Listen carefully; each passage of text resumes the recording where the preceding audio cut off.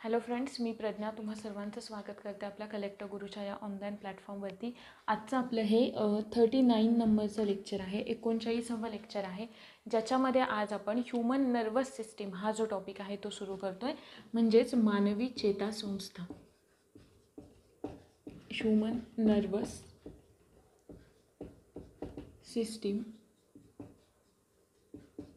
म्हणजेच मानवी चेता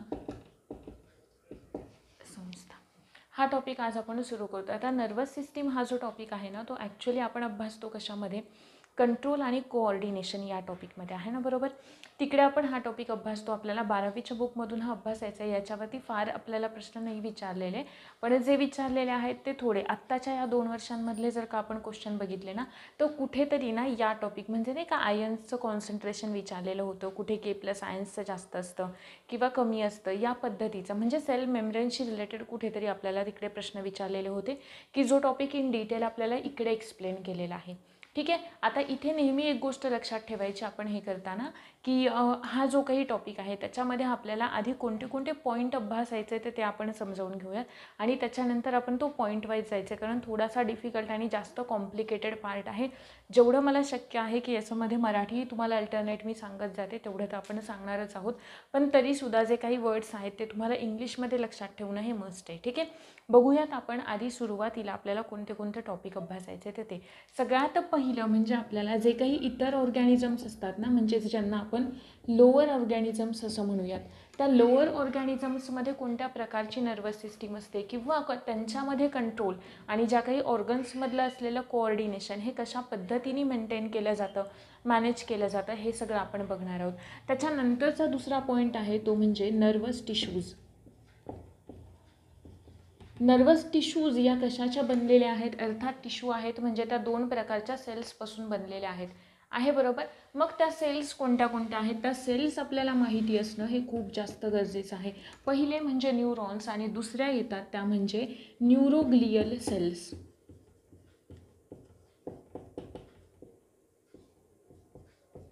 न्यूरोग्लियल सेल्सला आपण सपोर्टिंग सेल्स असं सुद्धा म्हणतो, किंवा ज्या नाही का न्यूरॉन्सना आधार देणाऱ्या ज्या पेशी असतात तर त्यांना आपण काय म्हणतोय, न्यूरोग्लियल सेल्स असं म्हणतोय. त्याच्यानंतर सगळ्यात महत्त्वाचा टॉपिक की जो आपल्याला व्यवस्थित इथे, आणि एक गोष्ट लक्षात ठेवायची, हा टॉपिक आता आपण जेव्हा शिकतोय ना तेव्हा मला तुमचं 100% अटेन्शन इथे असणं गरजेचं आहे. ठीक आहे. कारण नाही का थोडंसं कॉम्प्लिकेटेड आहे, सो मग असं नको व्हायला, कारण या टॉपिकमध्ये ना आपल्याला सेलपासून, क्लासिफिकेशनपासून, टिश्यूजपासून सगळं तुमचं जे काही नॉलेज आहे ना, जेवढं आपल्या आधी लेक्चर्स झालेले आहेत त्या सगळ्यांमधलं इकडे थोडा थोडा पार्ट येतो. सो मग ना खूप जास्त सगळ्यातच मिक्सचर आहे, त्याच्यामुळे थोडंसं नाही का कॉन्सन्ट्रेशननी ऐका, व्यवस्थित वही पेन घेऊन बसा, नोट डाऊन करत चला की जे मुद्दे सांगते ते, कारण जेव्हा 12वीच्या बुकमधून तुम्ही हे वाचायला जाल आणि तिकडे ट्रान्समिशन वगैरे हा टॉपिक तुम्ही वाचाल तेव्हा तिकडे काही म्हणजे फार जास्त डिफिकल्ट आहे ते समजणं. ठीक आहे. ज्यांचं आहे सायन्स बॅकग्राऊंड त्यांना जाऊ शकतं इझी, पण ज्यांचं नाही आहे तरीसुद्धा तुम्ही नोट्स या प्रिपेअर करत चला स्वतःच्या. ॲटलिस्ट नोट्स नाही पण तुम्हाला जे काही महत्त्वाचे मुद्दे वाटत आहेत ते तरी तुम्ही नोट डाऊन करत चला. नंतरचा महत्त्वाचा पार्ट आहे आपला तिसरा, तो म्हणजे ट्रान्समिशन ऑफ इम्पल्सेस. इम्पल्सेस म्हणजे संवेदना किंवा चेतना, त्यांचं जे काही वहन आहे ते कोणत्या प्रकारे होतं ते बघायचं आहे आपल्याला. त्याच्यामध्ये आपल्याला 3 स्टेप्स पाहायच्या असतात. सगळ्यात पहिली स्टेट आहे ती म्हणजे पोलरायझेशन, दुसरी आहे डिपोलरायझेशन. आता पोलरायझेशन, डिपोलरायझेशन काय आहे ना, हे आपल्याला इथे डिटेलमध्ये कळेल. ज्यांनी मस्क्युलर सिस्टीमचे, आपण जी काही मस्क्युलर सिस्टीम पाहिलेली होती त्यांचे लेक्चर्स ज्यांनी व्यवस्थित केलेत ना, त्यांचा हा पार्ट थोडासा लवकर लक्षात येईल. ठीक आहे. म्हणजे न्यूरॉन्सवाला आहे, किंवा ज्याच्या पुढे जेव्हा आपण नाही का त्याचे इलेक्ट्रिक ट्रान्समिशन पाहू, केमिकल ट्रान्समिशन पाहू तिकडे. आणि तिसरी स्टेप आहे ती म्हणजे रिपोलरायझेशन. आहे ठीक इथंपर्यंत. आणि त्याच्यानंतर आपल्याला पाहिजे ह्युमन नर्वस सिस्टीम, की ज्याच्यामध्ये आपण ब्रेन आहे, स्पायनल कॉर्ड आहे, ह्युमन नर्वस सिस्टीमला आपण कोणत्या 3 ग्रुप्समध्ये नाही का क्लासिफाय करतो आणि ते 3 ग्रुप्स हे सगळं आपण पुढच्या येणाऱ्या लेक्चर्समध्ये पाहणार आहोत. या लेक्चरमध्ये आपल्याला हे एवढे मुद्दे कव्हर करायचे आहेत. ठीक आहे. सगळ्यात पहिल्यांदा आपण सुरुवात करूयात की नेमकं नर्वस सिस्टीम म्हणजे काय. नर्वस सिस्टीम हा कशाचा भाग आहे किंवा काय आहे नर्वस सिस्टीम. फॉर एक्झाम्पल आपण काही ऐकलं, आपण काही नाही का पाहिलं किंवा आपण काही बोललो किंवा ते समोरच्याला समजते नाही का, किंवा आपण जे काही विचार करतोय हे सगळ्यासाठी ना एक नाही का एक नेटवर्क तयार झालेलं असतं. फॉर एक्झाम्पल मी बोललेलं जे आहे ते तुम्हाला एका साऊंडच्या फॉर्ममध्ये ऐकू येते. आपण साऊंडमध्ये सुद्धा ते शिकलेलोच आहे. जे काही मी बोलते ते तुम्हाला एका साऊंडच्या फॉर्ममध्ये ऐकू येतं आहे आणि त्या साऊंडचं डिकोडिंग केलं जातं. कुठे डिकोडिंग केलं जातं. आपल्या या नर्वस सिस्टीममधला जो सगळ्यात महत्त्वाचा ऑर्गन आहे ब्रेन, तिकडे काही ठराविक एरियाज असतात की जिकडे आपण पाहिलेल्या नाही का म्हणजे व्हिज्युअल एरियाज असतात की जिथे आपण पाहिलेली जी काही गोष्ट आहे त्याचं डिकोडिंग केलं जातं. काही असे एरियाज असतात, ऑडिटरी एरियाज असतात की जिथे आपण ऐकलेल्या गोष्टींचं डिकोडिंग केलं जातं. ठीक आहे. आणि या सगळ्या फॉर्ममधून मी जी काही इन्फॉर्मेशन सांगते किंवा या साऊंडला ते डिकोड केलं जातं आणि ते एका इन्फॉर्मेशनच्या स्वरूपात तुम्हाला समजतं. मग हे जे काही सगळी प्रोसेस आहे ना, मी बोललेलं तुम्ही ऐकणं, त्या ऐकलेल्या माहितीला एका ठराविक नाही का ऐकलेल्या साऊंडला एका ठराविक माहितीमध्ये डिकोड करणं आणि नंतर तुम्ही ते समजून घेणं आणि पुन्हा ते लक्षात ठेवणं, ही जी सगळी प्रोसेस आहे ना, याच्यासाठी एक नेटवर्क तयार झालेलं असतं. एक सिस्टीम कार्य करत असते आणि त्या सिस्टीमलाच आपण नर्वस सिस्टीम असं म्हणतो आपल्यामध्ये आहे. ठीक. म्हणजेच चेतासंस्था असं म्हणतो. मग जेव्हा मी इथे सिस्टीम असं म्हणते तेव्हा सिस्टीम आहे. मग आपण जेव्हा सुरुवातीला सेल या टॉपिकमध्ये आपण एखाद्या सेलपासून ऑर्गॅनिझम कसा डेव्हलप होतो हा एक सिक्वेन्स पाहिलेला होता. त्या सिक्वेन्समध्ये आठवत असेल तर बघा, आपण आधी सगळ्यात कोण होतं सेल एकत्र येऊन तयार करत होत्या टिश्यूज एकत्र येऊन तयार करत होत्या ऑर्गन आणि ऑर्गन एकत्र येऊन तयार करत होते ऑर्गन सिस्टीम आहे. बरोबर. म्हणजेच या ज्या काही टिश्यूज आहेत त्या एका ठराविक किंवा सिस्टेमिक मॅनरमध्ये अरेंज होतात, स्वतःचे फंक्शन वाटून घेतील आणि एक मोठं असं फंक्शनल युनिट तयार करतात ज्याला आपण म्हणतोय ऑर्गन किंवा अवयव आहे. ठीक. हे अवयव एकत्र येतात की जे एकाच प्रोसेसमध्ये काय असतील काम करत असतील. जसं की डायजेशनमध्ये काम करणारे वेगळेच, आपण डायजेस्टिव्ह सिस्टीममध्ये ऑलरेडी पाहिलेत. नर्वस सिस्टीममध्ये काम करणारे आपला स्पायनल कॉर्ड आहे, आपला ब्रेन आहे किंवा जी काही पेरिफेरल नर्वस सिस्टीम आहे म्हणजेच आपल्या ब्रेनमधून निघणाऱ्या ज्या काही नर्व्ज आहेत, ज्या चेता नाही का काय म्हणू तर नर्व्ज म्हणूया तर ठीक आहे, लक्षात ठेवा. आपण पुढे सांगतेच नेक्स्ट लेक्चरमध्ये सगळं मराठीसुद्धा त्याचं ते नाही का ब्रेनमधून निघणाऱ्या 12 पेयर्स, त्याच्यानंतर स्पायनल कॉर्डमधून निघणाऱ्या 31 पेयर आहे ना. बरोबर. यांना आपण काय म्हणतो क्रॅनियल नर्व्स. ब्रेनमधून निघणाऱ्या स्पायनल कॉर्डमधून निघणाऱ्या त्यांना आपण म्हणतोय स्पायनल नर्व्स आहे. बरोबर. मग या प्रकारची जी काही सिस्टीम आहे तेच म्हणजे काय झालं एक नेटवर्क झालं आणि त्याच्यामध्ये इन्व्हॉल्व असलेले जे ऑर्गन आहे त्यांनी स्वतःला अशा पद्धतीने अरेंज केलं की त्यांनी ती सिस्टीम तयार केली आहे जिला आपण नर्वस सिस्टीम असं म्हणतोय आहे. बरोबर. मग नर्वस सिस्टीममध्ये काही ऑर्गन्स काम करत आहेत आणि ऑर्गन्स हे कशाचे बनलेले आहेत, नर्वस टिश्यूजचे बनलेले आहेत आणि टिश्यू या कोशापासून बनलेले आहेत, सेल्सपासून बनलेले आहेत. मग नर्वस सिस्टीममध्ये इन्व्हॉल्व असलेल्या सेल कोणत्या, न्यूरॉन्स आणि न्यूरोग्लियल सेल्स आपल्यामध्ये आहे. बरोबर. आता हा झाला सेलवाला पार्ट. आता थोडंसं आपण क्लासिफिकेशनकडे जाऊयात. ठीक आहे. सिम्पली आपण बघूयात, आपण जे 5 किंगडम क्लासिफिकेशन बघितलेलं होतं त्या 5 किंगडम क्लासिफिकेशन RH विटाकर्णी जे दिलेलं होतं त्याच्यामध्ये आपण किंगडम मोनेरा म्हणजे अगदी युनिसेल्युलर ऑर्गॅनिझम्सपासून अगदी जे प्रिमिटिव्ह टाईपचे ऑर्गॅनिझम आहेत आहे. बरोबर. युनिसेल्युलर ऑर्गॅनिझमपासून मल्टीसेल्युलर ऑर्गॅनिझमपर्यंतचा अभ्यास केलेला होता आहे. बरोबर. युनिसेल्युलरला आपण म्हणतोय एकपेशीय, मल्टीसेल्युलरला आपण म्हणतोय बहुपेशीय आहे. बरोबर. आता इथे सिम्पली लक्षात ठेवायचं, नर्वस सिस्टीम अभ्यासतोय आपण, पूर्ण नर्वस सिस्टीमकडे या. आधी लोअर ऑर्गॅनिझम्समधली समजून घेऊयात आणि त्याच्यानंतर मग आपल्याकडे जाऊयात. याच्यामधला फॅक्च्युअल डाटा जेवढा लक्षात ठेवणं गरजेचं आहे तेवढाच इतर जे काही सेल टिश्यूवाले टॉपिक आहे, मी सुरुवातीलाच सांगितलेलं होतं सेल शिकताना, सेलमध्ये आपल्याला अजून एक महत्त्वाचा पार्ट अभ्यासायचा असतो की आपण जेव्हा ऑर्गन सिस्टीम अभ्यासायला सुरुवात करतो तेव्हा त्या सिस्टीममध्ये जे ऑर्गन्स काम करत आहेत त्या ऑर्गन्समध्ये कोणत्या सेल्स आहेत आणि त्यांचं फंक्शन काय आहे हे सुद्धा आपल्याला तिथे नोट डाऊन करणं गरजेचं आहे. हे तुम्हाला सुरुवातीलाच सांगितलेलं होतं. पुन्हा एकदा जाऊयात आपण युनिसेल्युलर ऑर्गॅनिझम्सकडे, की ज्यांच्याकडे काय असणार आहे, ज्यांना आपण एकपेशीय म्हणतोय, म्हणजेच यांच्याकडे एक सिंगल सेल आहे बरोबर. आणि ही सिंगल सेल जी आहे ती सिंगल सेलच सगळे काही फंक्शन काय करते, पार पाडते, सगळी कार्य पार पाडते त्या ऑर्गॅनिझममधली.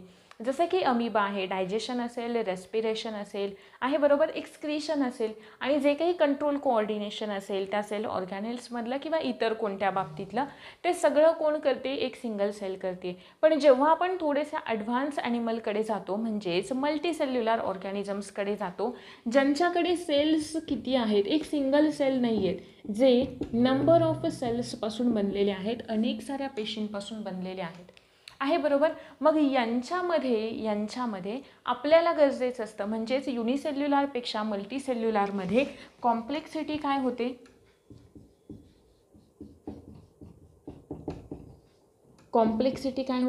वाढते आहे बरोबर. इथंपर्यंत युनिसेल्युलरपेक्षा मल्टीसेल्युलर ऑर्गॅनिझम्समध्ये कॉम्प्लेक्सिटी वाढते आहे. म्हणजेच जर का नंबर ऑफ सेल्स आल्या तर त्या सेल्स अरेंज झाल्या, त्यांनी ऑर्गन तयार केले आणि मग ऑर्गन सिस्टीम तयार केली आहे बरोबर. आता सिमिलर लक्षात ठेवा की आपण जर का नाही का आपले ग्रुप्स आहेत समजा, ठीक आहे, आणि कोणत्या तरी कामासाठी त्या ग्रुप्सना आपण काय केले, ठीक आहे, ठरवून दिले की हे काम ह्या ग्रुपनी करा, हे काम त्या ग्रुपनी करा. पण जे काही इतर ग्रुप मेंबर्स असतील त्या ग्रुप मेंबर्सनी व्यवस्थित काम करावं, म्हणजेच थोडक्यात त्या एकट्या ग्रुपनी एक व्यवस्थितपणे काम करावं, याच्यासाठी सगळ्यात महत्त्वाची गोष्ट असते ती म्हणजे त्या ग्रुप मेंबर्समध्ये असलेलं कोऑर्डिनेशन. सेम इथे जेव्हा आपण सिस्टीम अभ्यासतो तेव्हा या सिस्टीमनी प्रॉपर फंक्शनिंगसाठी, या सिस्टीममध्ये इन्व्हॉल्व असलेले जे ऑर्गन्स आहेत त्या ऑर्गन्समध्ये कशाची गरज आहे, कोऑर्डिनेशनची गरज आहे. आणि हे कोऑर्डिनेशन मेंटेन करण्यासाठी जसा ग्रुपमध्ये एखादा ग्रुप लीडर असतो, तसंच इथे कंट्रोलिंग युनिट असतं प्रत्येक सिस्टीमचं, ज्यालाच आपण म्हणतोय, जसं की नर्वस सिस्टीममध्ये कोण असणार आहे, ब्रेन असणार आहे, की जो त्या ऑर्गॅनिझमच्या सगळ्या ॲक्टिव्हिटीज काय करतो, कंट्रोल करतो. मग सिमिलर जसं की त्या ग्रुप मेंबर्सचं जर का कोऑर्डिनेशन थोडंसं बिघडलं तर तो ग्रुप असा व्यवस्थितपणे काम नाही करू शकणार आहे ना बरोबर. ज्या ग्रुपमध्ये कोऑर्डिनेशन चांगलं आहे, त्यांच्याकडे कंट्रोल करणारं युनिट, म्हणजे जर का आपण लीडर असं म्हणालो, तो चांगला आहे तर तो ग्रुप नक्कीच बेटर परफॉर्म करेल. सिमिलरली इकडे सिस्टीमनी प्रॉपर फंक्शनिंगसाठी एखाद्या नाही का अवयव संस्थेच्या प्रॉपर फंक्शनिंगसाठी काय गरजेचं आहे, ती अवयव संस्था ज्या अवयवांची बनलेली आहे, ज्या ऑर्गन्सची बनलेली आहे, त्यांच्यामध्ये कोऑर्डिनेशन असणं गरजेचं आहे. आणि कोऑर्डिनेशन असण्यासाठी त्यांच्यामध्ये कंट्रोल असणं सुद्धा गरजेचं आहे. मग तो कोणातरी एकाचा असेल आहे बरोबर. जसं नर्वस सिस्टीममध्ये ऑब्वियसली कोण आहे, ब्रेन आहे. क्लिअर इथंपर्यंत, म्हणजे युनिसेल्युलरवालं क्लिअर, मल्टीसेल्युलरवालं क्लिअर. आता आपण थोडंसं पुढे जाऊयात, आपण येऊयात 5 किंगडम क्लासिफिकेशनमधला जो आपला लास्टवाला ग्रुप होता, कोणता होता, मल्टीसेल्युलर ऑर्गॅनिझम्सचा. मग मल्टीसेल्युलर ऑर्गॅनिझम्समध्ये शेवटचे 2 ग्रुप्स येत होते, नाही का 2 किंगडम येत होत्या. कोणत्या 2 किंगडम होत्या, पहिली होती प्लांट्सवाली म्हणजेच वनस्पती सृष्टी, आणि दुसरी येत होती ॲनिमल्सवाली. आहे इथंपर्यंत क्लिअर, प्राणीसृष्टी, वनस्पतीसृष्टी. मग एक बेसिक गोष्ट आहे बघा, प्लांट्समध्ये सुद्धा जे काही प्लांट पार्ट असतील, आपल्याला ह्या तर बेसिक गोष्टी माहीतच आहे, पण हे सांगण्याचा मुद्दाचा जेव्हा तुमच्या या सगळ्या गोष्टी क्लिअर होतील ना, कारण पुढचा टॉपिक फार जास्त कॉम्प्लिकेटेड आहे, तुम्हाला थोडंसं त्या फेजमध्ये घेऊन जाणं गरजेचं आहे. याच्यासाठी हे सगळं आपल्याला चाललं आहे, कारण इकडे एखादा फॅक्च्युअल प्रश्न पडला ना तुम्हाला तर तो आला पाहिजे यासाठी. जर का प्लांट्स जे आहे तर प्लांट्समध्ये जे कंट्रोल कोऑर्डिनेशन असतं त्यांच्या पार्ट्समध्ये असलेलं, आपल्याला माहिती आहे की रूट्स काय करतील, ॲब्सॉर्प्शन करतील. जे काही ग्रीन पार्ट आहे, हरित भाग जो आहे त्या वनस्पतीचा, तो काय करेल, फोटोसिंथेसिस करेल, प्रकाशसंश्लेषण करेल. आहे बरोबर. मग यांच्यामध्ये असलेलं जे कोऑर्डिनेशन आहे ते कशाच्या थ्रू मेंटेन केलं जातं किंवा कशा पद्धतीने मेंटेन केलं जातं, तर नेहमी लक्षात ठेवायचं की प्लांट्समध्ये जे काही कोऑर्डिनेशन असतं ते कोऑर्डिनेशन कसं असतं, केमिकल असतं. ते कोऑर्डिनेशन कसं असतं, केमिकल. आणि जेव्हा आपण ॲनिमल्स अभ्यासतो तेव्हा ॲनिमल्समध्ये असलेलं कोऑर्डिनेशन हे कसं असतं, काही बाबतीत केमिकलसुद्धा असतं, काही बाबतीत केमिकलसुद्धा असतं, प्लस काही बाबतीत इलेक्ट्रिकलसुद्धा असतं. नेहमी लक्षात ठेवा. म्हणजे काही बाबतीत रासायनिक समन्वयसुद्धा असतो की जो रासायनिक समन्वय आपण या लेक्चरच्या म्हणजेच नाही का नर्वस सिस्टीमची जर तिसरं लेक्चर होईल आपलं, तिकडे आपण पाहणार आहोत की ज्याच्यामध्ये आपल्याला केमिकल कंट्रोल आणि ग्लँड्स पाहायचे आहेत, एंडोक्राईन एक्झोक्राईन सगळ्यावाल्या. आहे बरोबर. का? कारण तो केमिकलवाला पार्ट आहे, केमिकल कोऑर्डिनेशनमध्ये येतो. ठीक आहे. सो मग आपण हा तिकडे पाहणार आहोत ज्याला आपण केमिकल कोऑर्डिनेशन असं म्हणतोय. नंतर पुढे गेलो इलेक्ट्रिकल. इलेक्ट्रिकलमध्ये नेहमी आता इथे एक मुद्दा क्लिअर करून देते. इलेक्ट्रिकलमध्ये काय असतं, आपण ज्याला विद्युत आवेगांचं नाही का वहन असं म्हणतो. ठीक आहे. मग नेहमी इलेक्ट्रिकल म्हणजे आपण काही नाही का आपल्या लाईटसाठी जी काही सिस्टीम यूज करतो सगळी नाही का, तारा टाका हे टाका वगैरे वगैरे, त्या टाईपचं काही नसतं. इथे नेहमी लक्षात ठेवायचं जेव्हा नर्वस सिस्टीममध्ये असलेलं कोऑर्डिनेशन हे जर का इलेक्ट्रिक टाईपनी होतं आहे तर तिथे काय होतं, आयन्सचं एक्सचेंज होत असतं. कशाचं? आयन्सचं. आहे क्लिअर इथंपर्यंत? हे दोन तर क्लिअर झाले. मग वनस्पतींमध्ये होणारं केमिकल आहे, आपल्यामध्ये इलेक्ट्रिक पण होतं आहे, केमिकल पण होतं आहे. मग आपण इन शॉर्ट त्याला दोघांना एकत्र करूयात आणि आपण त्याला इलेक्ट्रोकेमिकल असं म्हणू शकतो. इलेक्ट्रोकेमिकल. यातलं इलेक्ट्रिकवालं ट्रान्समिशन आज आपल्याला अभ्यासायचे. केमिकलचं थोडीशी माहिती करून घ्यायची आणि नंतर इन डिटेल आपण ते ग्लँड्समध्ये अभ्यासणार आहोत. ठीक आहे. सुरू करूयात. जर का आपण क्लासिफिकेशनकडे थोडंसं नेते तुम्हाला. बघा क्लासिफिकेशनमध्ये आपण काय पाहिलेलं होतं, 10 फायलम पाहिलेले होते. आहे बरोबर. जे इनव्हर्टिब्रेट्स हां बरोबर आहे, नॉन कॉर्डेट्सचं म्हणूयात. नॉन कॉर्डेट्सचं जे क्लासिफिकेशन होतं त्याच्यामध्ये आपण 10 फायलम पाहिलेले होते. सगळ्यात प्रिमिटिव्ह असलेला फायलम कोणता होता, मोस्ट प्रिमिटिव्ह म्हणजेच लेस ॲडव्हान्स्ड, म्हणजे खूप नाही का ज्याच्यामध्ये मॉडिफिकेशन्स खूप कमी झालेले आहेत, अगदी सिम्पलवाला ऑर्गॅनिझम, लोअर ऑर्गॅनिझम कोणता होता, सगळ्यात पहिला फायलम होता आपला पोरीफेरा. पोरीफेरामध्ये आपण कशाचा स्टडी केलेला होता, पोरस आहे बरोबर, आणि फेरॉन म्हणजे बॉडी, म्हणजेच इकडे आपण स्टडी केलेला होता स्पॉन्जेसचा. स्पॉन्जेस हे कसे होते आठवत असेल, आपण क्लासिफिकेशनमध्ये जो क्रायटेरिया पाहिलेला होता त्या क्रायटेरियामध्ये एक क्रायटेरिया लेवल ऑफ ऑर्गनायझेशन असा सुद्धा होता.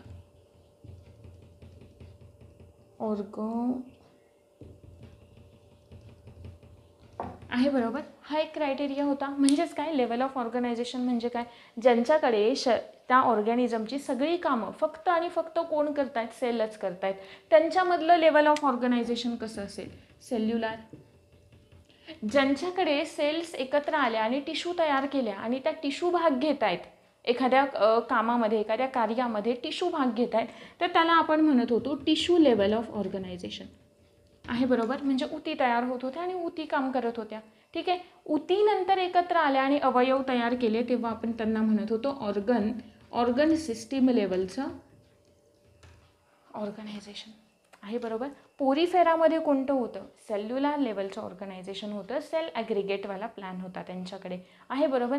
म्हणजे सगळी जी काही कामं होती जरी मल्टीसेल्युलर असले, का, कारण ॲनिमल्समध्येच येतोय ना, ॲनिमल फायलममध्येच आपण हे 10 फायलम बघितलेले होते. ॲनिमल हे तर मल्टीसेल्युलर आहेत, पण त्यांच्यामधल्या सेल्सनी टिश्यूज अजून तयार केलेल्या नाही आहेत, म्हणजे सिम्पल ऑर्गॅनिझम्स आहेत. मग आपण इकडे काय म्हणणार, जरी हे मल्टीसेल्युलर असले तरी यांच्यामध्ये काय काम करतायत, सेल्सच काम करतायत. म्हणजे फंक्शनिंग कोण आहे, सेल्सच, पेशीच काम करतायत. इथंपर्यंत क्लिअर.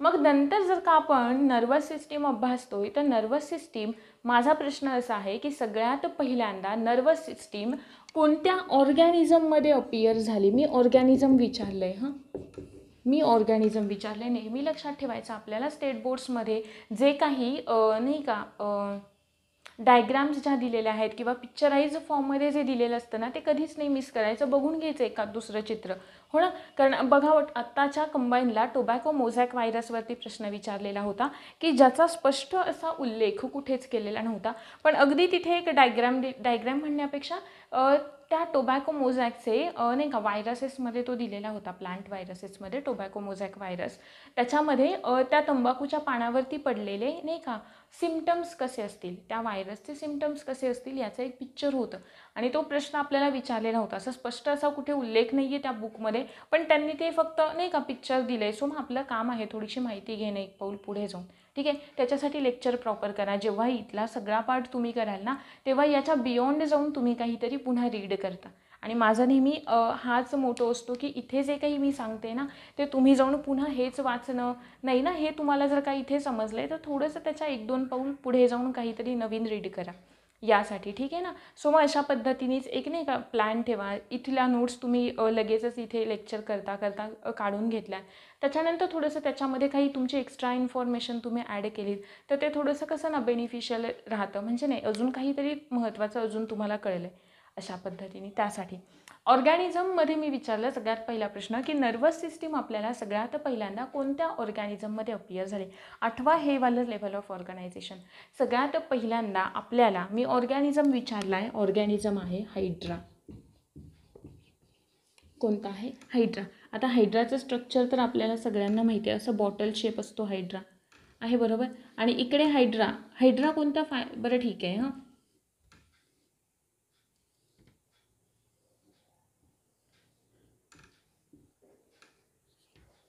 हे झालं हायड्रा. हायड्रा कोणत्या फायलममध्ये येतो? हायड्रा येतो निडारिया फायलममध्ये. कोणत्या? निडारिया. या निडारिया फायलमलाच जुनं नाव काय होतं निडारियावालं? सिलेंटराटा असं होतं आहे बरोबर. ल्युकार्टने दिलेलं जे नाव होतं सिलेंटराटा ते वालं होतं. नंतर त्याला आपण म्हणालो निडारिया. निडारिया का म्हणालो? कारण यांच्याकडे स्पेशल टाईपच्या सेल्स असतात. कोणत्या सेल्स असतात? निडोसाइट्स हे वाले. कोणत्या सेल्स असतात? निडोसाइट्स. आणि मग याच्या निडारियाच्या पुढचा एक फायलम होता, तिसरा फायलम. जर तुम्ही तो सिक्वेन्स पाठ केला असेल तर तुमच्या लक्षात असेल टिनोफोरा. टिनोफोराला आपण निडारियापासून वेगळं का केलं? फक्त एकाच प्रॉपर्टीमुळे. कोणत्या? एक प्रॉपर्टी कमी होती आणि एक प्रॉपर्टी जास्त होती. कोणापेक्षा? निडारियापेक्षा. कारण निडारियाजकडे काय आहे? निडारियन्सकडे काय आहेत? निडोसाइट्स आहेत. टिनोफोरा जे होते त्यांच्याकडे निडोसाइट्स नव्हते. आणि मग काय होतं? रिप्लेसमेंट कशाने झालेली होती? बायोल्युमिनन्सवाली प्रॉपर्टी, म्हणजे लाईट इमिट करण्याची प्रॉपर्टी आहे ना. ठीक. तिकडे सगळे नाही का जेलीजवाले अम्ब्रेला शेप वगैरे ते सगळे येत होते तिकडे. हे झालं निडारियावालं. मग सगळ्यात जर का क्वेश्चन आला, इन केस फॅक्च्युअल क्वेश्चन आला की सगळ्यात पहिल्यांदा नर्वस सिस्टीम कोणत्या ऑर्गॅनिझम्समध्ये अपियर झाली? आन्सर असायला हवं हायड्रा. कोणत्या फायलममध्ये सगळ्यात पहिल्यांदा अपियर झाली? आन्सर हवं निडारिया. आता माझा प्रश्न असा आहे की नाही का डेव्हलपवाली थोडीशी ॲडव्हान्स टाईपची, आता यांच्याकडे हायड्रामध्ये जी काही नर्वस सिस्टीम होती ती नर्वस सिस्टीम जी होती त्याला आपण म्हणत होतो नर्व्ह नेट. नर्व्ह नेट म्हणजे फक्त नाही का या अशा फॉर्ममध्ये, नेटच्या फॉर्ममध्ये यांच्याकडे काय होती ती?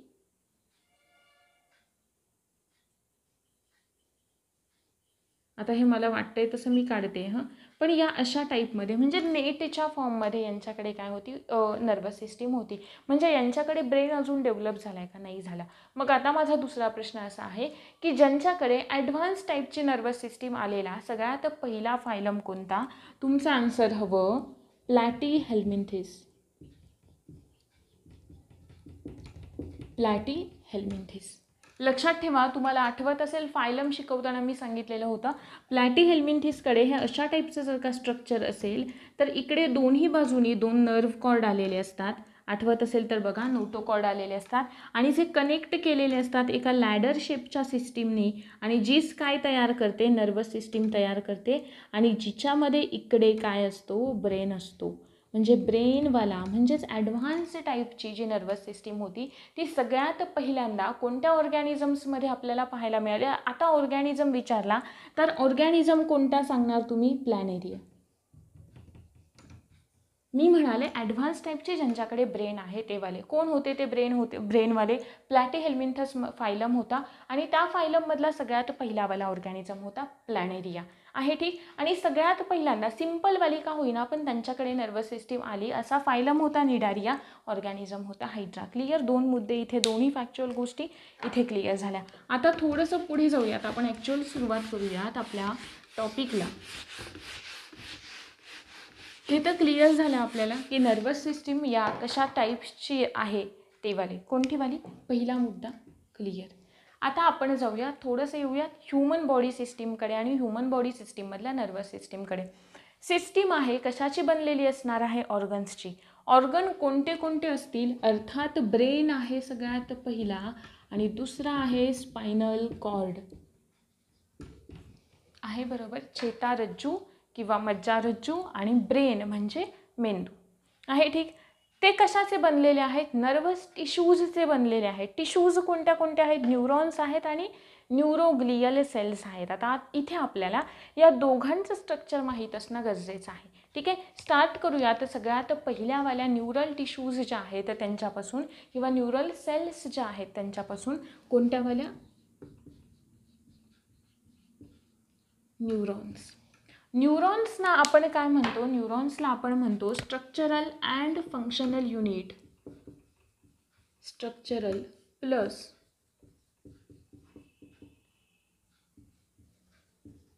Functional unit of nervous system. म्हणजेच थोडक्यात काय? कार्यात्मक आणि रचनात्मक घटक. कशाचा? मानवी चेतासंस्थेचा कार्यात्मक आणि रचनात्मक घटक स्ट्रक्चरल आणि फंक्शनल युनिट. आपण हे नर्वस टिश्यूजमध्ये पण शिकलो आहे. आता ज्यांनी नर्वस टिश्यूज व्यवस्थित केलेला आहे ना, आता इकडे त्यांना हा पार्ट थोडासा इझी राहणार का? कारण जे बेसिक सांगते ते तर ऑलरेडी सगळं क्लिअर आहे. मग त्याच्यानंतर आता त्यांना फक्त काय जो पार्ट थोडासा कठीण आहे म्हणजेच कोणता? ट्रान्समिशनवाला वगैरे पार्ट व्यवस्थित लक्षात ठेवायचा आहे. आता पुढे बघा, हे तर झालं, हे तर सगळ्यांना माहीत असतं की नाही न्यूरॉन म्हणजे काय आहे? नर्वस सिस्टीमचं एक स्ट्रक्चरल आणि फंक्शनल युनिट आहे, कार्यात्मक आणि रचनात्मक घटक आहेत. मग ह्या न्यूरॉनचं स्ट्रक्चर आपल्याला अभ्यासायचं. ठीक आहे. जाऊयात न्यूरॉनच्या स्ट्रक्चरकडे. बघणार आहोत आता न्यूरॉनचं स्ट्रक्चर. आता हे मी इकडे तुम्ही नोट डाऊन करून घ्या. सगळ्यात सुरुवातीला टॉपिकच्या जेव्हा तुम्ही नोट्स प्रिपेअर करताय तुमच्या किंवा काही जे महत्त्वाचे मुद्दे वाटतात ते लिहून घेतात ना, तेव्हा हे सुरुवातीला तुमच्याकडे असू द्यात आणि या पॉईंट वाईज तुम्ही कंप्लीट करून करत चला. कारण फक्त आपल्याला ना सब्जेक्टचं नाव त्यांनी जनरल सायन्स दिलं आहे, पण इकडे जनरल असं नाही का जनरल वाटेल असं ॲक्च्युली खरंच काही नाही आहे. कारण थोडंसं आहे कॉम्प्लिकेटेड पार्ट. सो मग आपल्याला ना ते थोडंसं सिस्टेमिकच असावं लागतं. ठीक आहे ना. तेव्हा कारण एकच सब्जेक्ट जर का आपले 40-44 मार्क फिक्स करतोय तर आपल्याला थोडंसं त्याला महत्त्व द्यायला हवं. त्यासाठी बघा आपण न्यूरॉनचं स्ट्रक्चर बघतोय. हे न्यूरॉनचं स्ट्रक्चर कोणतं आहे? मल्टीपोलार न्यूरॉनचं स्ट्रक्चर आहे, मल्टीपोलारवालं. ठीक आहे. आता आपल्याला नर्वस टिश्यूजमध्ये मी तुम्हाला टाईप्स सांगितलेले आहेत कोणते असतात कसे असतात ते. ठीक आहे ना. पुढे पण आपण सांगूयात, पण आधी न्यूरॉनचं स्ट्रक्चर पाहूयात. व्यवस्थित लक्ष द्यायचं आहे. ड्रॉ करत चला माझ्यासोबतच.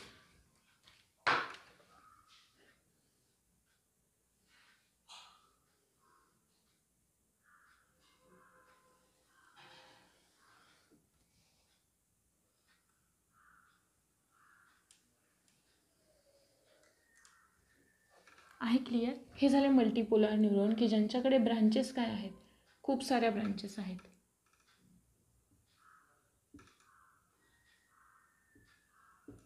आहे क्लिअर? बरं ठीक आहे. जसं आहे तसं समजून घ्या न्यूरॉन आहे असं. प्रत्येक न्यूरॉनला 3 पार्ट असतात. मी पॉईंट वाईज सांगत जाते, पॉईंट नोट डाऊन करत चला. प्रत्येक न्यूरॉनला 3 पार्ट असतात. सगळ्यात पहिला पार्ट, या ज्या ब्रांचेस याला इकडे आलेल्या आहेत त्या ब्रांचेसना आपण काय म्हणतो? डेंड्राइट्स असं म्हणतो. त्या ब्रांचेसला आपण म्हणतो डेंड्राइट्स म्हणजेच वृक्षिका आहे. बरोबर? डेंड्राइट्सच्या आतमध्ये डेंड्राइट्सचं सगळ्यात महत्त्वाचं फंक्शन काय, की जो कोणता मेसेज आला आहे ना वरून, म्हणजे मी ऐकते ना, मी बोलते आहे ते तुम्ही ऐकताय, म्हणजेच काय, तुम्हाला मेसेज येतोय, तो मेसेज तुम्हाला रिसीव्ह करायचा आहे, हे काम कोणाचं आहे, तुमच्या या डेंड्राइट्सचं काम आहे, की ज्या कुठे आहेत, नर्वस टिश्यूजमधल्या सगळ्यात पहिल्यावाल्या सेल्स न्यूरॉन्स आहे, ठीक, आणि दुसऱ्या कोणत्या आहेत, न्यूरोग्लियल सेल्स.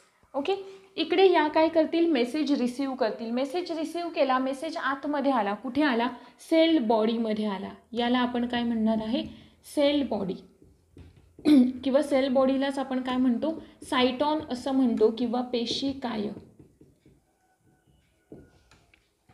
क्लिअर. सेल बॉडीमध्ये काही घटक असतात, ते घटक बघूयात. सगळ्यात पहिला आणि महत्त्वाचा एक सेंट्रली प्लेस्ड न्यूक्लियस असतो. हा काय आहे, न्यूक्लियस आहे, म्हणजेच केंद्रक आहे. त्याच्यानंतर इकडे काय असणार आहे, सेल आहे, म्हणजे सेलमध्ये काय असणार आहे, सेल आहे म्हणजे सेलमध्ये काय असणार आहे, सायटोप्लाझम असणार आहे. काय असणार आहे, सायटोप्लाझम. पण सेल कोणती आहे, सेल कोणती आहे, सेल आहे आपली न्यूरॉन आहे, बरोबर आहे. मग त्यातल्या सायटोप्लाझमला आपण काय म्हणणार, न्यूरोप्लाझम असं म्हणणार. काय म्हणणार, न्यूरोप्लाझम.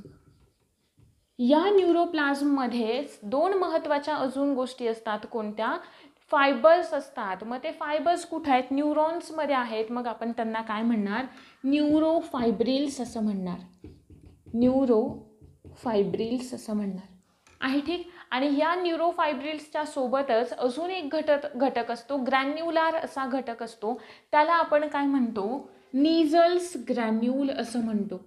काय म्हणतो आपण त्याला, निझल्स ग्रॅन्युल असं म्हणतो.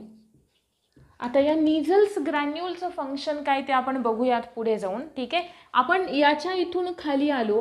आता ठीक आहे, मेसेज तर ट्रान्सफर होतोय. आपण नर्वस टिश्यूजमध्ये काय शिकलो, की एका न्यूरॉनकडून दुसऱ्या न्यूरॉनकडे मेसेज जातोय. आता इकडे खाली काय असतं बघा, हा काय आहे, ॲक्झॉन आहे. काय आहे, ॲक्झॉन. इकडे जे डेंड्राइट सारख्या दोन ब्रांचेस आलेल्या असतात, ज्या कुठे असतात, पोस्टेरियर पार्टला असतात, खालच्या पार्टला असतात न्यूरॉनच्या, त्यांना आपण म्हणतो टीलोडेंड्रॉन. टीलोडेंड्रॉन. आणि या टीलोडेंड्रॉनच्या ना एंडला अशा टाईपच्या वेसिकल्स असतात, राऊंड आहे, बरोबर. काय असतात, वेसिकल्स असतात. या वेसिकल्सना आपण काय म्हणतो, यांना आपण म्हणतो, नावं लक्षात नीट ठेवायची, काही दुसरा ऑप्शन नाहीच आहे. यांना आपण म्हणतो सिनॅप्टिक नॉब. तुमची कन्सेप्ट क्लिअर झाली ना इथे, मग फॅक्च्युअल डाटा तुम्ही तुमचा पाठांतर करून लक्षात ठेवू शकता. त्यासाठी पूर्ण व्यवस्थितपणे अगदी 100% नाही का अटेन्शन हवं इथे. मला आधी सांगितल्याप्रमाणे व्यवस्थित लक्ष द्यायचं. मी सांगते ते पॉईंट ड्रॉ करत चला, माझ्यासोबत नोट डाऊन करत चला. सिनॅप्टिक नॉब असं म्हणतोय. नॉब म्हणजे नाही का असा राऊंडेडवाला गोल असा पार्ट, की ज्याच्या तो कुठे आहे, टीलोडेंड्रॉनच्या खाली आहे. या नॉब्समध्ये काय असतात, नॉब्समध्ये सिनॅप्टिक, आता मी रेड कलरनी दाखवते त्या, या नॉब्समध्ये या ज्या रेड कलरच्या तुम्हाला दिसत आहेत त्यांना आपण काय म्हणतो, सिनॅप्टिक वेसिकल्स असं म्हणतो. सिनॅप्टिक वेसिकल्स असं म्हणतो. आता नर्वस टिश्यूजमध्ये आपण काय शिकलोय, की याच्या खाली काय असणार आहे,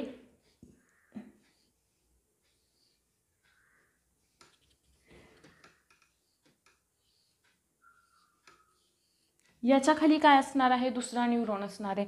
या न्यूरॉनमधून इकडे मेसेज ट्रान्सफर कसा होतो, न्यूरो ट्रान्समीटरच्या थ्रू पास होतो आहे, बरोबर. आता व्यवस्थित लक्ष द्या. हे दोन्ही न्यूरॉन एकमेकांना अशा पद्धतीने अटॅच नाही आहेत. म्हणजे ठीक आहे, ते कशी का असे ना, एक असा आहे, एक असा आहे, पण ते त्यांना अशा एकदम अटॅच नसतात, चिकटलेले नसतात. त्यांच्यामध्ये काय असतो, स्पेस असतो. त्या स्पेसला आपण काय म्हणतो, सिनॅप्स असं म्हणतो. म्हणून इथे जेवढी नावं आहेत त्या सगळ्यांना आपण कशावरून नावं दिलेत, सिनॅप्सवरून नावं दिलेत आहे, बरोबर. मग या ज्या वेसिकल्स असतात ना, त्या वेसिकल्सच्या आतमध्ये काय असतं, न्यूरो ट्रान्समीटर असतात. त्या वेसिकल्सच्या आतमध्ये काय असतात, न्यूरो ट्रान्समीटर असतात. आणि ते न्यूरो ट्रान्समीटर सिक्रीट झाले, इथून बाहेर आले की मग इकडे एक केमिकल येतं ज्यालाच आपण न्यूरो ट्रान्समीटर असं म्हणतो. डेंड्राइट्सवरती रिसेप्टर लागलेले असतात. ते रिसेप्टर काय करतात, त्या केमिकलमधून येणारा मेसेज रिसीव्ह करतात. कुठे पाठवतात, सेल बॉडीकडे पाठवतात. सेल बॉडीकडे मेसेज आला, सेल बॉडीकडे मेसेज आला, पण आता तो इथून इथंपर्यंत जायला हवा ना, तेव्हाच इकडचे न्यूरो ट्रान्समीटर बाहेर पडतील, ठीक आहे. नीझल्स ग्रॅन्युल हा असा एक पदार्थ आहे ज्याला आपण म्हणतो component of riboprotein. Component of riboproteins. Component of riboproteins. Riboprotein, ribo for ribosomes. Ribosomes कशाचं सिंथेसिस करतात? प्रोटीन्सचं सिंथेसिस करतात. कुठे असतात? Rough endoplasmic reticulum. आठवत असेल तर बघा, सेल आठवा. म्हणून सुरुवातीला म्हटलं सगळं जे काही सेल वगैरे झाले ना, तर सगळ्याची डिव्हिजन इकडे थोडी थोडी होऊन जाईल. मग हे कुठे कसे? Rough endoplasmic reticulum. तर आपल्याला माहिती आहे हे अशा टाईपचं स्ट्रक्चर असतं आहे, बरोबर. इकडे काय हे डायजेस्टिव्ह सिस्टीममधलं नाही काय, हे नका समजू हं की आपले इंटेस्टाईनवाला पार्ट आहे असं. हे काय आहे? रफ एंडोप्लाझ्मिक रेटिक्युलम, ज्यांच्यावरती हे रायबोझोम्स लागलेत ते काय करणार आहेत? प्रोटीन सिंथेसिस करणार आहे.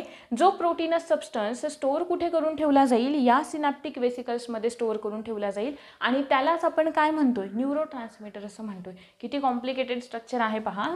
आणि मग आता हे ठीक आहे, इथून तर झाला, सिनॅप्समधून न्यूरोट्रान्समीटर बाहेर पडले, मेसेज आला, डेंड्राइट्सवरती रिसेप्टर लागलेत, रिसेप्टरने मेसेज मिळवला, कुठे आला? सेल बॉडीमध्ये आला. आता सेल बॉडीमध्ये आल्याच्या नंतर तो ॲक्झॉनमध्ये आतमध्ये तर ट्रान्सफर व्हायला हवा आहे, बरोबर. मग तो ट्रान्सफर होण्यासाठी ना सगळ्यात महत्त्वाचं ना एक स्ट्रक्चर असतं, ते काम करत असतं. कोण बरं? इथे असतं ते स्ट्रक्चर. ब्लॅक कलरने दाखवू आपण हे. हा जो राऊंड दिसतोय का, तो ज्याला आपण काय म्हणतोय? ज्याला आपण म्हणतो ॲक्झॉन हायलॉक. ज्याला आपण काय म्हणतो? ॲक्झॉन हायलॉक. आता इकडे सगळ्यात जास्त हे जे न्यूरोफायब्रिल्स असतात ना, त्यांची संख्या सगळ्यात जास्त इथे असते, या ॲक्झॉन हायलॉकच्या अवतीभोवती किंवा ॲक्झॉन हायलॉकमध्ये आहे, ठीक. मग तो काय करेल? तो इकडे फायबर्स जास्त आहेत, मग तो खाली काय करणार आहे? मेसेज ट्रान्सफर करणार आहे. मग आता बघा, सुरुवातीलाच सांगताना सांगितलं मल्टीसेल्युलर ऑर्गॅनिझम. प्लांटमध्ये जे होतं ते कसं होतं? Only chemical. आपल्यामध्ये ॲनिमल्समध्ये जे होतं ते कसं होतं? केमिकल प्लस इलेक्ट्रिकल होतं आहे, बरोबर. ज्यालाच आपण इलेक्ट्रोकेमिकल असं म्हणतो. केमिकल कुठे होतं आहे? केमिकल इथे होतं आहे, बरोबर. पण ते केमिकल होईल की इलेक्ट्रिक होईल न्यूरॉन्सच्या मध्ये सुद्धा, ते कशावरती डिपेंड असतं? हा गॅप किती आहे त्याच्यावर डिपेंड असतं. गॅप जर का खूप कमी आहे मग कसं होणार आहे? इलेक्ट्रिकच होणार आहे, बरोबर. गॅप जर का जास्त असेल तर ते कसं होईल? गॅप जर का हां, बरोबर सांगितलं. गॅप जर का कमी आहे तर कसं होईल? ते इलेक्ट्रिकल होईल. आणि गॅप जर का जास्त आहे तर कसं होणार आहे? त्याला केमिकलची गरज लागणार आहे, मग नाही ते जंप करू शकणार आहे ना, बरोबर. मग आता इथून तर लक्षात आलं, लक्षात ठेवा व्यवस्थितपणे. इथे जे होतं आहे ना, आता कसं दाखवणार? बरं ठीक आहे, इकडे दाखवूयात आपण. इथून ते इथंपर्यंत होणारं जे आहे म्हणजे ॲक्झॉनमधल्या ॲक्झॉनमध्ये एकाच न्यूरॉनमध्ये जो मेसेज ट्रान्सफर होतो तो कसा असतो? इलेक्ट्रिकल असतो. कसा असतो? इलेक्ट्रिकल. आणि इलेक्ट्रिकल म्हणजे काय होतं रे? आयन्सचं एक्सचेंज होतं आहे. आणि तेच आपल्याला पाहायचं आहे ट्रान्समिशनमध्ये, जो आपला याच्या पुढचा पार्ट आहे तिकडे. त्याच्यानंतर हे झालं इलेक्ट्रिकलवालं. आता या दोघांच्या मधून ठीक आहे, इलेक्ट्रिक इथून इथपर्यंत मेसेज आला, वेसिकल्समध्ये पोहोचला आहे, बरोबर. वेसिकल्समध्ये जर का मेसेज पोहोचला तर काय होणार आहे? खाली येईल इकडे आहे, बरोबर. जर का यांच्यामधला गॅप जास्त आहे तर आयन्सचा उपयोग नाही, आयन्सचं एक्सचेंज होऊन मग उपयोग नाही. मग त्याला काय लागणार? केमिकल लागणार. ते केमिकल म्हणजे कोण असतात? न्यूरोट्रान्समीटर असतात. मग ते न्यूरोट्रान्समीटर सिक्रेट झाले की त्यांच्या मदतीने हे जे रिसेप्टर लागले ते तो मेसेज काय करतात? कॅरी करतात. म्हणजे इथून इथे होणारं जे असतं ते कसं असतं? केमिकल. मग हे इलेक्ट्रिक प्लस केमिकल दोघे मिळून काय होतं आहे? Electrochemical transmission. कसं होतं आहे? वहन विद्युत पण होतं आहे आणि रासायनिक पण होतं आहे, ठीक. हे झालं इलेक्ट्रोकेमिकल ट्रान्समिशन असं आता म्हणतो आपण याला. हे एवढं स्ट्रक्चर करायला आता थोडंसं पुढे जाऊया. हा न्यूरॉन कोणत्या टाईपचा आहे? हा न्यूरॉन आहे मल्टीपोलार टाईपचा. कोणता? मल्टीपोलार, बरोबर. कारण याला ब्रांचेस काय आहेत? खूप जास्त ब्रांचेस आलेले आहेत. डेंड्राइट्स ज्यांना आपण म्हणतोय, वृक्षिका जसं ज्यांना म्हणतोय. ॲक्झॉन जे आहे सेल बॉडीला आपण म्हणालो पेशिका आहे, ॲक्झॉनला आपण म्हणतो अक्षतंतू. ॲक्झॉनला आपण म्हणतो अक्षतंतू. आता ॲक्झॉनचं स्ट्रक्चर बघूयात. इकडचं पाहिलं आपण, इकडे काय आहे? Synaptic knob. सिनॅप्टिक नॉबमध्ये काय आहे? सिनॅप्टिक वेसिकल्स आहेत आहे, बरोबर. वेसिकल्स काय करतील? वेसिकल्सचं ॲक्च्युली ना इकडे आता तुम्हाला पुढे सांगते. वेसिकल्समध्ये काय? न्यूरोट्रान्समीटर सिक्रेट होतील, पुढे जातील. ॲक्झॉनचं स्ट्रक्चर बघूयात. ॲक्झॉनवरती काय असतात? सेल्स असतात. ज्या सेल्सना आपण काय म्हणतो? ज्या सेल्सना आपण काय म्हणतो, श्वान सेल्स असं म्हणतो. पण आता तुम्हाला पुढे जाऊन कळेल की सगळ्याच न्यूरॉनमध्ये, का सगळ्याच न्यूरॉनमध्ये म्हणजे कोणत्या, कारण आपली जी नर्वस सिस्टीम आहे ती 3 पार्ट्समध्ये आपण डिवाईड केलेली आहे. सेंट्रल नर्वस सिस्टीम म्हणजे मध्यवर्ती चेतासंस्था, पेरिफेरल नर्वस सिस्टीम म्हणजे परिघीय चेतासंस्था, आणि दुसरी आहे ऑटोनॉमस नर्वस सिस्टीम. ठीक आहे, की ज्याच्यामध्ये पुन्हा सिम्पॅथेटिक आणि पॅरासिम्पॅथेटिक असे 2 प्रकार पडतात. पुढे आपण ते पुढच्या लेक्चरमध्ये पाहणार आहोत. पण एवढं लक्षात घ्या, या ज्या श्वान सेल्स आहेत ना त्या सेंट्रल नर्वस सिस्टीममध्ये नसतात. ठीक आहे, मग आता कोणामध्ये असतात, पेरिफेरल नर्वस सिस्टीममध्ये म्हणजेच परिघीय चेतासंस्थेमध्ये असतात. कुठे असतात, परिघीय चेतासंस्था, पेरिफेरल नर्वस सिस्टीम. क्लिअर इथंपर्यंत. मग मी तुम्हाला विचारला हा न्यूरॉन कुठला आहे, तर काय सांगणार, कुठल्या टाईपचा आहे, मल्टीपोलार आहे, पण कुठला आहे, PNS मधला आहे, पेरिफेरल नर्वस सिस्टीममधला आहे, म्हणून त्याच्याकडे काय आहेत, श्वान सेल्स आहेत. ठीक आहे, आता पुढे जाऊन आपण ते बघणार आहोत कोणत्या कोणत्या सेल्स सेंट्रल नर्वस सिस्टीममध्ये आहेत आणि कोणत्या कोणत्या सेल्स पेरिफेरल नर्वस सिस्टीममध्ये आहेत. सो तिथे तुमचा तो पार्ट क्लिअर होऊन जाईल. आत्ता फक्त इथे एवढं लक्षात ठेवा, इकडे जर का श्वान सेल्स आहेत तर मग हा न्यूरॉन कुठे असेल, पेरिफेरल नर्वस सिस्टीममध्ये असेल.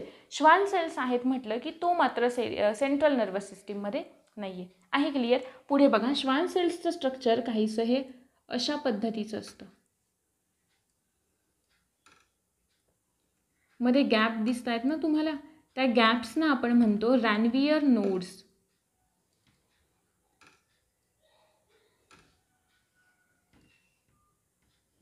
ड्रॉ करत चला माझ्यासोबत, थोडंसं नाही का वेळ लागतो ड्रॉ करायला.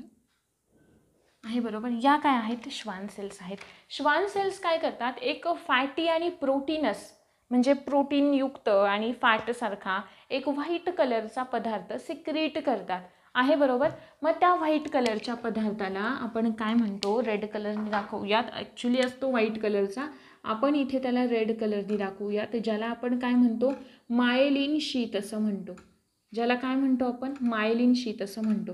या मायलिन शीतचा उपयोग काय, ज्यांच्याकडे हे मायलिन शीत आहे, ज्या न्यूरॉनकडे हे मायलिन शीत आहे त्यांना आपण मायलिनेटेड न्यूरॉन असं म्हणतो. ज्यांच्याकडे हे मायलिन शीत नाही आहे, या पदार्थाला आपण काय म्हणालो, याला आपण म्हणालो मायलिन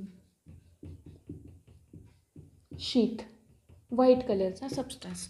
हे वरचं जे मेम्ब्रेन आहे त्या मेम्ब्रेनसाठी आपण सफिक्स म्हणजे लास्टला जो वर्ड लावतो ना, चिकटवतो, त्याला आपण सफिक्स म्हणतो. मग त्या मेम्ब्रेनसाठी जे सफिक्स आपण वापरतो त्याला आपण काय म्हणतो, लेमा असं म्हणतो. काय म्हणतो, लेमा. पण हे कशाचं आहे, न्यूरॉनवाला आहे का, म्हणून आपण याला काय म्हणणार, न्यूरिलेमा असं म्हणणार. आणि या न्यूरिलेमा कशामध्ये मदत करतं माहिती आहे का, जर का तो आपल्या पेरिफेरल नर्वस सिस्टीममध्ये असेल किंवा सेंट्रल नर्वस सिस्टीममध्ये असेल, आपला न्यूरॉन एखादा कोणताही थोडाफार डॅमेज झाला तर ती त्याला थोड्याफार प्रमाणामध्ये काय करू शकतं, हे मेम्ब्रेन रिपेअर करू शकतं. रिपेअर करण्याची कपॅसिटी असते या न्यूरिलेमाकडे.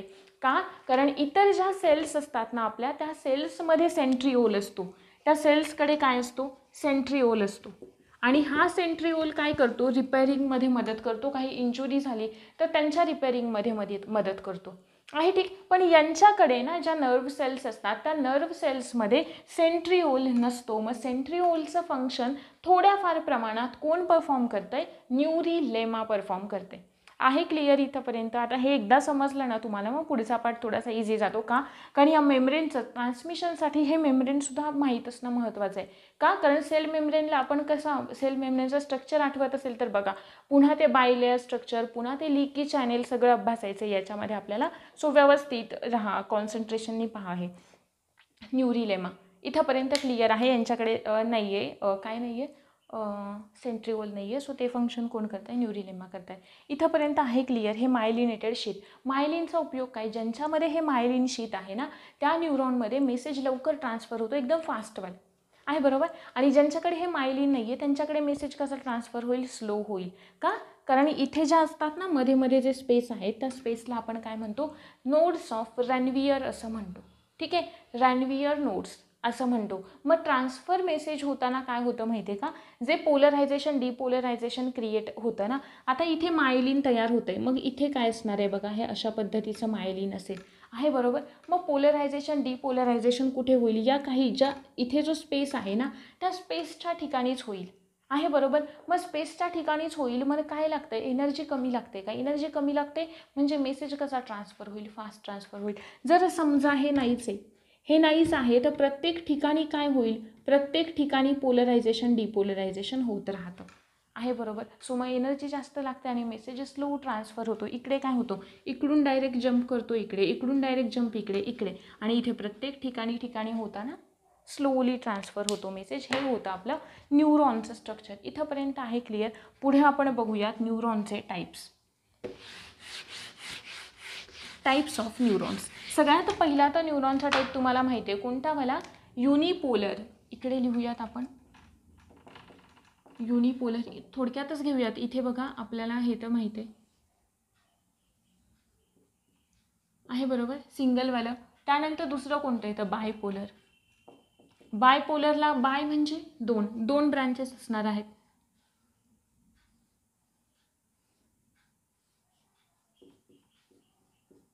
या अशा फॉर्ममध्ये इथे सेंट्रली प्लेस न्यूक्लियस. मल्टीपोलर हा वाला, इथे जर का मल्टीपोलर काढला तर कसा राहील, मल्टीपोलर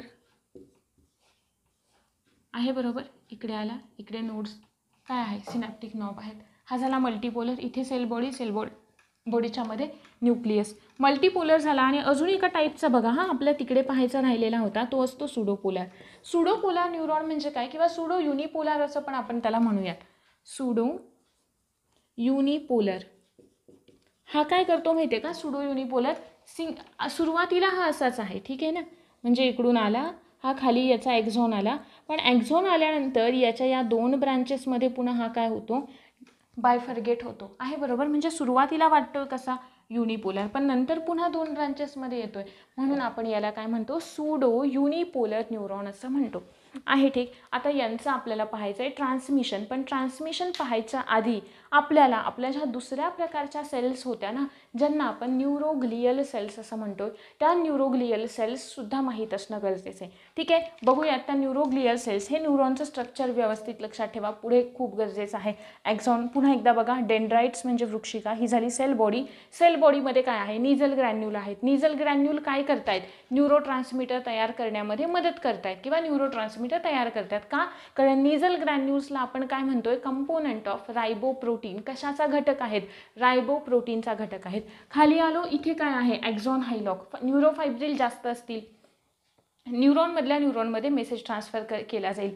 आहे ठीक. इकडे आलो खाली, आहे ठीक बरोबर. पुन्हा तिकडे काय होता, श्वान सेल्स होत्या. श्वान सेल्सच्या नंतर काय होतं, मायलिन शीथ होतं. मायलिन शीथच्या भोवती काय होतं, न्यूरिलेमा होतं, की जे काही थोड्याफार प्रमाणात सेल रिपेअर करू शकतं. पुढे आलो, इकडे काय झाले, टीलोडेंड्रॉन. टीलोडेंड्रॉनच्या एंडिंगला काय आहे, सिनॅप्टिक नॉब्स आहेत. सिनॅप्टिक नॉब्सच्या आतमध्ये काय आहेत, सिनॅप्टिक वेसिकल्स आहेत. आणि त्या वेसिकल्समध्ये निझल ग्रॅन्युल्सनी तयार केलेले न्यूरो ट्रान्समीटर आहेत. आहे बरोबर. दोघांमधल्या स्पेसला काय म्हणतोय, सिनॅप्स असं म्हणतोय. आणि हा सिनॅप्स जास्त आहे की कमी आहे याच्यावर डिपेंड असतं की ट्रान्समिशन इलेक्ट्रिक असेल, बरोबर आहे ना, वहन हे कसं असेल, विद्युत असेल की रासायनिक असेल, हे डिपेंड करतं. सिनॅप्स नेमका किती आहे, सिनॅप्स म्हणजे काय, गॅप. कशामधला गॅप, जंक्शन, दोन न्यूरॉनमधल्या जंक्शनचा. आहे ठीक. आता न्यूरोग्लियल सेल्स बघूयात आणि त्याच्यानंतर आपण नाही का, जे काही न्यूरॉन्सचे अजून वेगळेवाले टाईप्स असतात, सेन्सरी वगैरे तर असतातच, पण अजून जे दुसरेवाले असतात ना, ते आपल्याला बघायचे, ते बघूयात. सगळ्यात पहिल्या ज्या सेल्स आहेत त्या आहेत न्यूरोग्लियल सेल्स.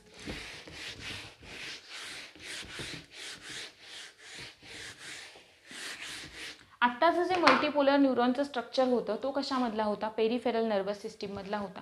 ठीक आहे. न्यूरोग्लियल सेल्सना आपण काय म्हणतो,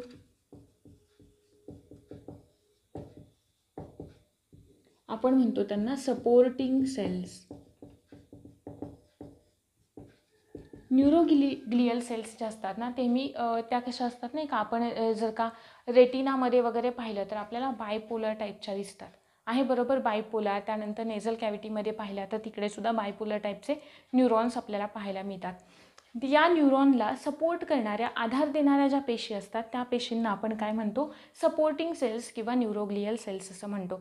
मग या ज्या न्यूरोग्लियल सेल्स आहेत त्या आपली नर्वस सिस्टीम, इथे आपण बघूया तर सेंट्रल नर्वस सिस्टीम म्हणजेच मध्यवर्ती चेतासंस्था आणि इकडे आहे पेरिफेरल नर्वस सिस्टीम, म्हणजे जिला आपण परिघीय चेतासंस्था असं म्हणतो. आहे ठीक इथंपर्यंत. आता ही जी सेंट्रल नर्वस सिस्टीम आहे त्या सेंट्रल नर्वस सिस्टीममध्ये 5 प्रकारच्या न्यूरोग्लियल सेल्स असतात किंवा आधारक पेशी असतात 5 प्रकारच्या. त्यातल्या सगळ्यात पहिल्या कोणत्या आहेत? सगळ्यात पहिल्या आहेत ऑलिगो डेंड्राइट्स, ज्यांना आपण ऑलिगो डेंड्राइट्स असं पण म्हणतो. आता व्यवस्थित लक्ष द्या. पेरिफेरल नर्वस सिस्टीममध्ये कोण होत्या? श्वान सेल्स होत्या. आहे बरोबर, श्वान सेल्स होत्या. मग या श्वान सेल्सना सेंट्रल नर्वस सिस्टीममध्ये कोणी रिप्लेस केलंय? ऑलिगो डेंड्राइट्सनी रिप्लेस केलंय. इकडे मेसेज कोण ट्रान्सफर करत होतं? श्वान सेल्सच्या मदतीने. कारण श्वान सेल्स काय हे करतील? मायलिन असेल तर काय होईल? मेसेज लवकर ट्रान्सफर होईल. आहे बरोबर. पण सेंट्रल नर्वस सिस्टीममध्ये श्वान सेल्स असतात का? नाही. मग कोण असतात? ऑलिगो डेंड्राइट्स असतात. आणि ऑलिगो डेंड्राइट्सचं काम काय आहे? ट्रान्समिशन ऑफ मेसेज किंवा इम्पल्सेस, म्हणजे संवेदनांचं वहन करणं. या झाल्या पहिल्या प्रकारच्या सेल्स. कोणामधल्या? सेंट्रल नर्वस सिस्टीममधल्या. दुसऱ्या प्रकारच्या सेल्स कोणत्या आहेत? दुसऱ्या प्रकारच्या सेल्स आहेत नाही का, ज्यांना आपण ब्रेन मॅक्रोफेजेस असं म्हणतो. ब्रेन मॅक्रोफेजेस, किंवा याला अजून एक नाव आहे मायक्रोग्लिया. याला अजून एक नाव आहे मायक्रोग्लिया. आता चला आठवा. कोणता पार्ट आठवायचा? डायजेस्टिव्ह सिस्टीमवाला पार्ट आठवायचा. डायजेस्टिव्ह सिस्टीममध्ये मी तुम्हाला सांगितलेलं होतं. काय अभ्यासलं आपण होतं डायजेस्टिव्ह सिस्टीममध्ये? लिव्हरमध्ये कोणत्या सेल्स असतात अभ्यासलेलं होतं. लिव्हरमध्ये कोणत्या सेल्स असतात? 2 टाईपच्या सेल्स असतात लिव्हरमध्ये. पहिल्या म्हणजे कुफर सेल्स असतात आणि दुसऱ्या कोणत्या असतात? दुसऱ्या असतात हिपॅटिक सेल्स, बाईल ज्यूस सिक्रेट करतात. त्या कुफर सेल्सना आपण काय म्हणालो होतो? मॅक्रोफेजेस. कशाचं काम करतात? Phagocytic in action. आहे बरोबर. म्हणजेच काय? कोणताही फॉरेन बॉडी येऊ द्यात, आपल्या शरीराला हार्मफुल आहे, डिटेक्ट करायचं, मारून टाकायचं, ओके, संपवायचा विषय. मग मी तेव्हाच तुम्हाला सांगितलेलं होतं मॅक्रोफेजेस ज्या असतात त्या आपल्या ब्लडमध्ये सुद्धा असतात. आहे बरोबर. मग मॅक्रोफेजेस जेव्हा आपल्या ब्लडमध्ये असतील इकडे, आहे बरोबर, तेव्हा आपण त्यांना काय म्हणतो? म्हणजे आठवत असेल बघा, आपण आजारी वगैरे पडलो तर कशाची संख्या वाढते? WBCची संख्या वाढते का? कारण लढण्यासाठी मदत करतात. WBCचे अजून टाईप्स आहेत, आपल्याला सर्क्युलेटरी सिस्टीममध्ये कळतील. त्यातल्या ज्यांना आपण मॅक्रोफेजेस असं म्हणतो किंवा ब्लडमध्ये असलेल्या मॅक्रोफेजेस असं आपण कोणाला म्हणतो? मोनोसाइट्सना म्हणतो. कोणाला? मोनोसाइट्सला. मग या मोनोसाइट्स जोवर ब्लडमध्ये आहेत तोपर्यंत आपण त्यांना काय म्हणणार? मोनोसाइट्स म्हणणार. पण ब्लडमधून या मॅक्रोफेजेस जेव्हा एखाद्या ऑर्गनमध्ये येतील तेव्हा त्यांचं नाव बदलेल, हे मी तुम्हाला तिथे सांगितलेलं होतं. सेम आहे. आता ह्या मॅक्रोफेजेस कुठे आलेत? आपल्या सेंट्रल नर्वस सिस्टीममध्ये आलेत, आपल्या मध्यवर्ती चेतासंस्थेमध्ये आलेत. मग त्यांनी त्यांचं नाव बदललं. नाव काय झालं? मायक्रोग्लिया. नाव काय झालं? मायक्रोग्लिया. किंवा आपण त्यांना काय म्हणतोय? ब्रेन मॅक्रोफेजेस असं म्हणतोय. आहे ठीक. यांचं सगळ्यात महत्त्वाचं फंक्शन असं आहे की नाही का, कुठेतरी थोड्याफार प्रमाणात इंजुरी झाली आपल्या न्यूरॉन्सना किंवा सेंट्रल नर्वस सिस्टीमच्या कोणत्या तरी एखाद्या पार्टला, तर त्याच्या रिपेअरिंगमध्ये मदत करणं. जिथे इंजुरी झाली तिथे लगेच पोचायचं, रिपेअर करायला सुरुवात करायची. आहे ठीक. तिसऱ्या प्रकारच्या ज्या सेल्स आहेत त्यांना आपण म्हणतो ॲस्ट्रोसाइट्स. ॲस्ट्रो नावावरूनच लक्षात ठेवायचं. ॲस्ट्रोनॉमिकल वगैरे वगैरे. मग या कशा असतात? स्टार शेप सेल्स असतात. कशा असतात? स्टार शेप सेल्स असतात की ज्या कशामध्ये मदत करतात आपल्याला? जे CSF असतं फ्लुइड, ते तुम्हाला पुढे कळेल. पुढच्या लेक्चरमध्ये आपल्याला ते येणार आहे जेव्हा आपण ब्रेनचा स्टडी सुरू करू तेव्हा, नाही का, त्याच्या फॉर्मेशनमध्ये मदत करतात. ॲस्ट्रोसाइट स्टार शेप सेल्स असतात, एवढं लक्षात ठेवा. स्टारच्या आकाराच्या अशा टाईप. तुम्हाला नाही का स्टेट बोर्डमध्ये या सेल्सच्या डायग्रामसुद्धा दिलेल्या आहेत. आता इथे मी स्टार काढला आहे, पण ॲक्च्युली परफेक्टवालं असं नसतं, पण त्या काहीशा अशा टाईपच्या असतात त्या सेल्स. ओके, लक्षात ठेवा. हे त्याच्यानंतरच्या सेल्स आहेत कोणत्या? इपिडेमल सेल्स.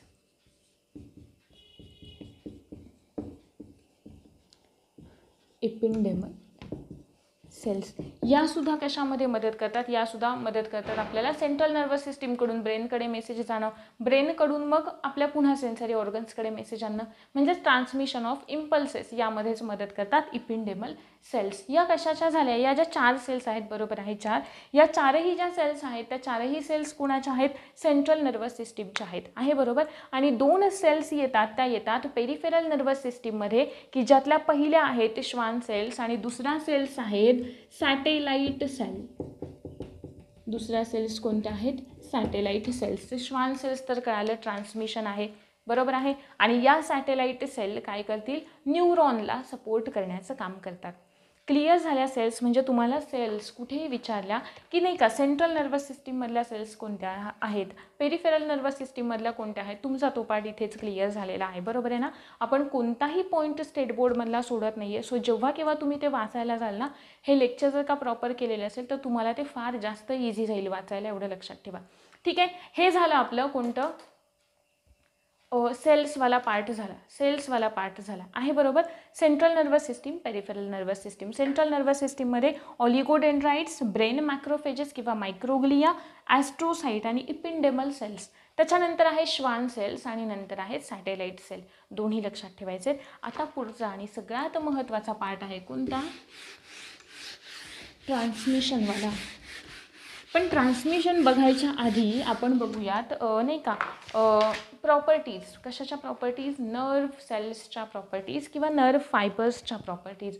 सगळ्यात पहिली प्रॉपर्टी कोणती आहे? नर्व फायबरची. नर्व फायबरची सगळ्यात पहिली प्रॉपर्टी आहे एक्साइटॅबिलिटी किंवा इरिटॅबिलिटी, आहे बरोबर नाही का. आपण काहीतरी ऐकलं वगैरे की कुठलं तरी सॉन्ग आलं आहे, फर्स्ट टाईम नवीन आलेलं सॉन्ग आहे, मग आपण ते सतत ऐकतो, एक्साइटॅबिलिटी, बरोबर आहे. काहीतरी ऐकल्यानंतर आपल्याला थोडंसं इरिटेटसुद्धा होतं, एक्सपिरियन्स करा होतं इरिटेट. सेम आहे, हे कशामुळे आहे? सगळ्या टाईपच्या ज्या इम्पल्सेस असतात ना, त्या इम्पल्सेसचा हा रिझल्ट आहे. आणि त्या इम्पल्सेस कोण कॅरी करतात? आपले नर्व फायबर्स कॅरी करतात, नर्व सेल्स कॅरी करतात, आहे बरोबर. ही झाली पहिली प्रॉपर्टी. दुसरी सगळ्यात महत्त्वाची प्रॉपर्टी कंडक्टिव्हिटी, वाहकता. कशाचं वहन? इम्पल्सेसचं वहन, आहे बरोबर. स्टिम्युलसचं वहन, म्हणजे ज्या काही संवेदना आपल्याला मिळालेत, एक्सटर्नल ज्या काही संवेदना आवेग आहे तर त्यांचं वहन करणं कंडक्टिव्हिटी, नर्व सेल्स. नंतरचा पॉईंट आहे कोणता? स्टिम्युलस. स्टिम्युलस म्हणजे उत्तेजना. म्हणजेच काय बघा, एका ठराविक एक एक्झाम्पल आपण देऊयात. स्टिम्युलस म्हणजे काय नाही का, आपल्याला काहीतरी आवाज ऐकू आला, पण तो आवाज आपल्याला ऐकू येतो ना, तो केव्हा येतो? त्या ठराविक फ्रिक्वेन्सीचा साऊंड असेल ना तर तो आपल्याला ऐकू येतो. आपण साऊंडमध्ये टाईप्स पाहिलेले होते, आठवतंय ना. मग जर का त्या ठराविक फ्रिक्वेन्सीमधला साऊंड असेल तर तो साऊंड आपल्याला ऐकू येतो. त्याच्यापेक्षा कमीही असेल किंवा त्याच्यापेक्षा जास्तही जरी असेल तर तो आपल्याला ऐकू येत नाही. मग ही काय झाली? एक मिनिमम व्हॅल्यू झाली किंवा एक ठराविक अशी व्हॅल्यू झाली की ज्या व्हॅल्यूचा साऊंड आपल्याला ऐकू येईल.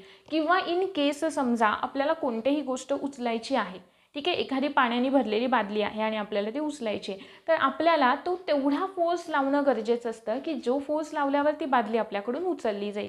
किंवा एखादा डोर पुश करायचं आहे किंवा कोणतीही वस्तू आपल्याला पुढे ढकलायची आहे, मागे ओढायची आहे, तर ती ओढली जाण्यासाठी आपल्याला एक ठराविक असा नाही का फोर्स त्याच्यावर अप्लाय करणं, ठराविक असं बल त्याच्यावरती देणं गरजेचं असतं. त्याच्यापेक्षा कमी दिलं तर होणार नाही, पण तेवढं दिलं किंवा त्याच्यापेक्षा जास्त दिलं तर मात्र ती मूव्ह होईल.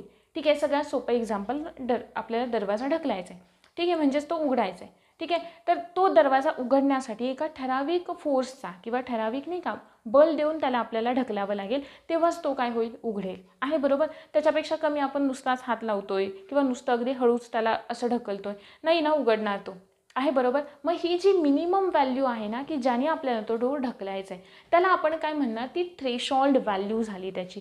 सिमिलर आहे आपल्याला ज्या संवेदना प्राप्त होतात त्या संवेदनासुद्धा त्यांचीसुद्धा एक मिनिमम व्हॅल्यू असते, आहे बरोबर. आणि तेव्हाच त्याची जाणीव आपल्याला होईल. म्हणजे जसं की टच आहे किंवा नाही का ऐकू येणारा आवाज आहे, आपल्याला दिसणारी वस्तू आहे, ती जर का एका ठराविक स्टिम्युलसची असेल, एक मिनिमम व्हॅल्यूची असेल, तरच आपल्याला तो तरच तो आपल्याला स्टिम्युलस काय मिळतो आणि आपल्या ज्या सेल्स आहेत त्या काय होतात? ॲक्टिवेट होतात. त्याच्यापेक्षा कमी असेल तर नाही होणार, पण त्याच्यापेक्षा जास्त असेल मग तर पूर्णच्या पूर्ण होणार.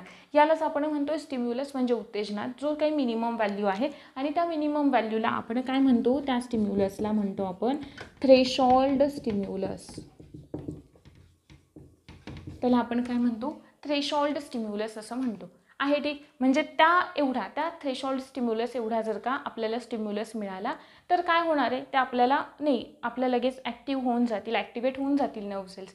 त्याच्यापेक्षा जास्त मिळाल्या तर पूर्णच्या पूर्ण होणार आहेत, पण त्याच्यापेक्षा कमी मिळाल्या तर बिलकुल नाही होणार. आणि यालाच आपण काय म्हणतोय, ऑल ऑर नन लॉ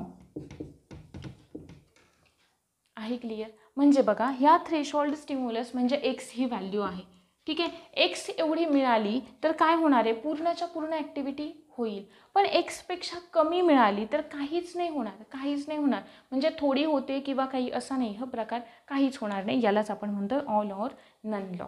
त्याच्यानंतरचा दुसरा मुद्दा येतो ट्रान्समिशन, म्हणजेच वेलॉसिटी. आपण म्हणूयात की ट्रान्समिशन कसं होतं, स्पीड ऑफ ट्रान्समिशन नर्व इम्पल्सेसचं कशावरती डिपेंड असतं, त्या सिनॅप्सवरती. त्याच्यामधला गॅप किती आहे, म्हणजे 2 न्यूरॉन्स आहेत,